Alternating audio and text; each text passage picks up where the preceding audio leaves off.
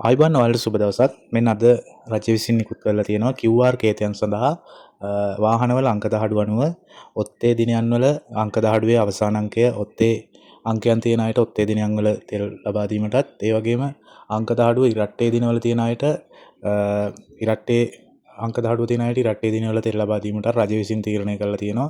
ඒ අනුව දැන් ඒ කියන්නේ තෙල් පෝලිං වල ස්වභාවය හින්දා තමයි රජය වගේ තීරණයක් කරන් තියෙන්නේ. ඔයාලගේ වාහනවල අවසාන අංකය ඔත්තේ හෝ ඔත්තේදී රට්ටේද බලලා ඒ දිනයන් වල තෙල් ලබා ගැනීම සඳහා යොමු වෙන ලෙස ඔයාලට මතක් කරනවා.